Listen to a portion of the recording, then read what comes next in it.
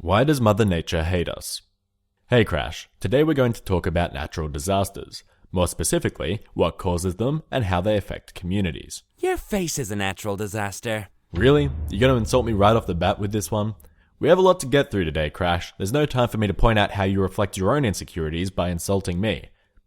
Oh wait, I guess I just did. It's okay, Culture, you're smart. You don't have to be handsome as well. I mean, it wouldn't hurt to put in at least a little bit of effort for the show, but to each his own, I guess. Alright, I get the point. But I'm talking about real natural disasters. You know, earthquakes, tsunamis, eruptions, avalanches, lightning, floods, tornadoes, that type of stuff. So, pretty much every way in which Mother Nature doles out some tough love. Exactly. It's easy to forget just how easily our lives can be uprooted by geological and meteorological events, destroying our homes and our livelihoods.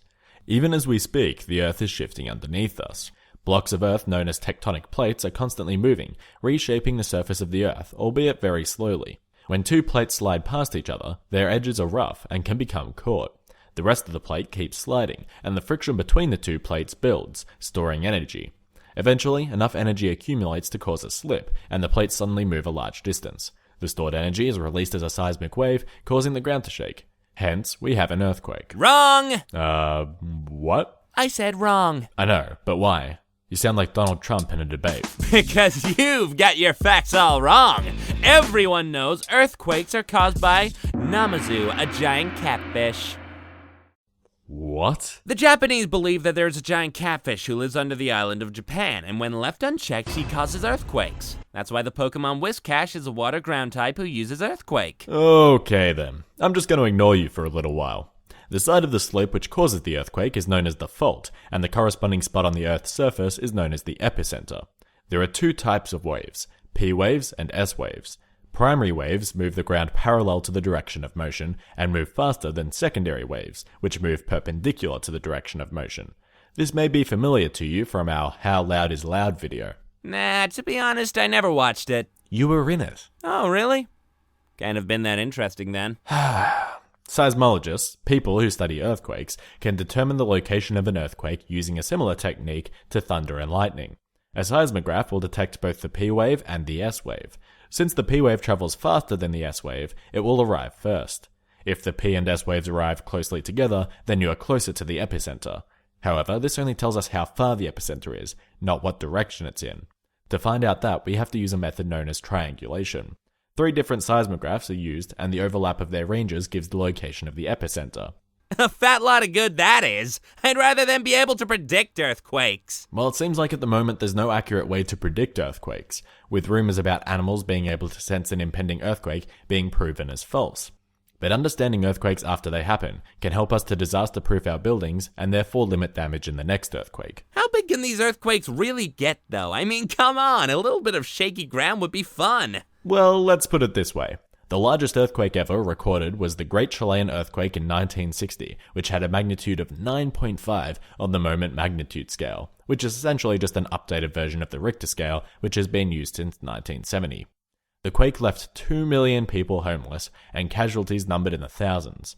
Believe it or not, it could have been worse if not for the magnitude 7.4 shocks preceding the main shock, which warned inhabitants of its arrival. The quake was so big, in fact, that it caused tsunamis as far away as the Philippines. Whoa, wait, earthquakes cause tsunamis? Among other things. When tectonic plates slide over or under one another, there are huge amounts of water which are displaced, causing a wave to form at the ocean's surface. Tsunamis can also be caused by underwater eruptions, landslides, or even meteors. 80% of the geological activity which results in tsunamis occurs in an area known as the Ring of Fire in the Pacific Ocean. So that's what Johnny Cash was singing about! I always thought he was referencing my asshole after a good dose of Mexican food, but this changes everything! Ugh, no. You were singing about love. Anyway, tsunamis can travel as fast as 805 kilometers, or 500 miles, per hour. This is fast enough to cross the Earth's largest ocean, the Pacific Ocean, in less than a day. The top of the tsunami's wave moves faster than its bottom, causing it to gain height. Once it reaches land, however, the trough, or the part of the tsunami below its crest, draws the water out to sea. Once people on shore see the tide go out drastically, they have about 5 minutes until the wave hits, just enough time to hopefully save some lives. That would be awesome! Like when you go to the beach and play that game where you try to jump over waves, but it's cranked up to extreme difficulty! Fuck yeah! Yeah, I wouldn't try that with tsunamis. They can get really big.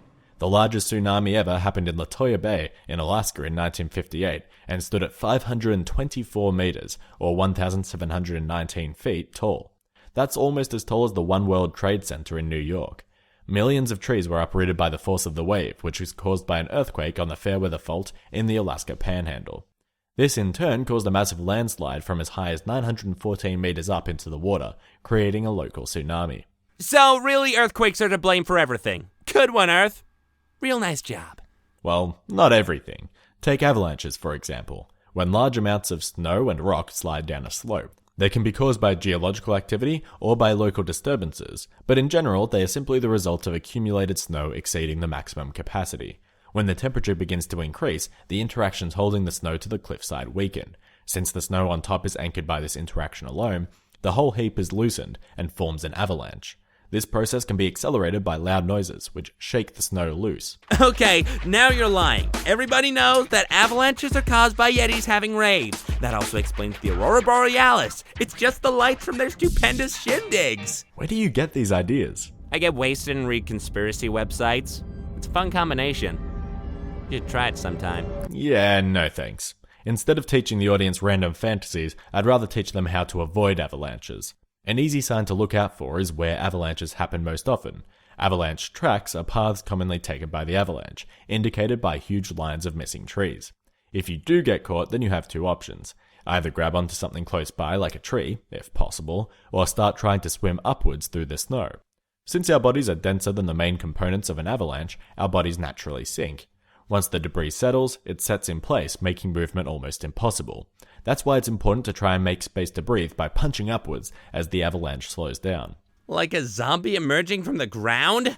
Fuck that! If I saw that after an avalanche, I'd stomp on the hand like, get the fuck back down there, bitch! No zombies are gonna get their hand on my brain! Yeah, I wouldn't worry about them coming after your brain. It's probably not worth the effort. The most disastrous avalanche ever occurred in 1970 when an earthquake off the coast of Peru caused the collapse of a snow sheet on Mount Huascarán.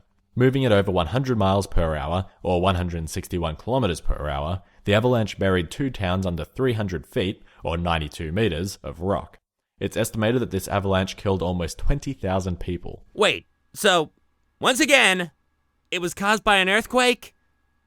I told you earthquakes were behind everything! Earthquakes are the reason I failed maths! Yeah, okay, you may have a point there.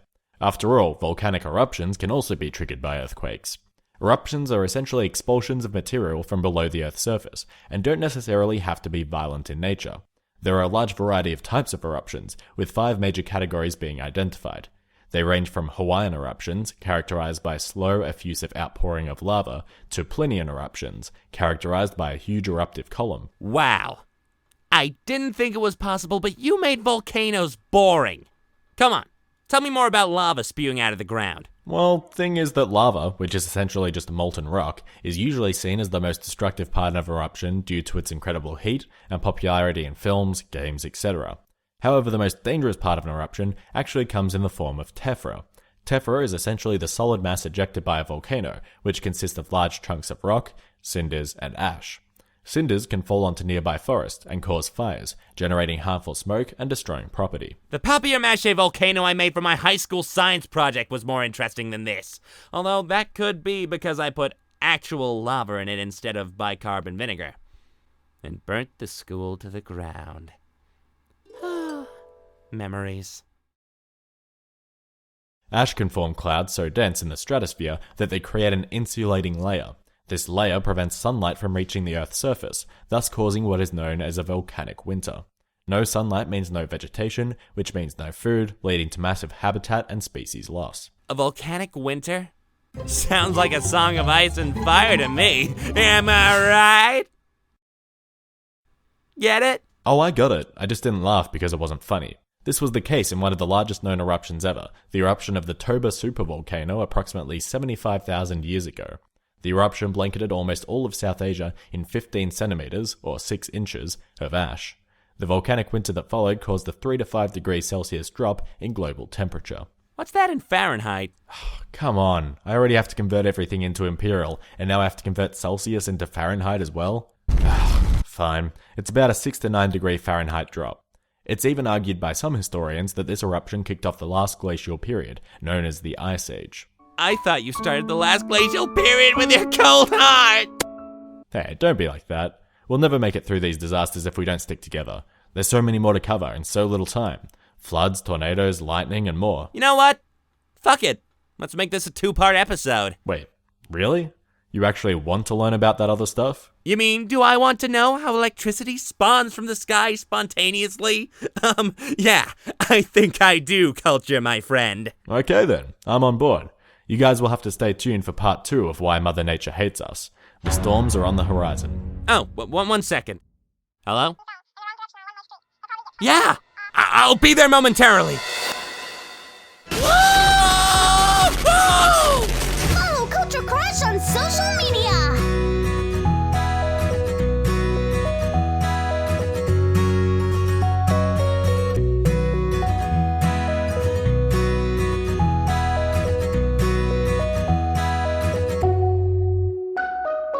Like and subscribe for more.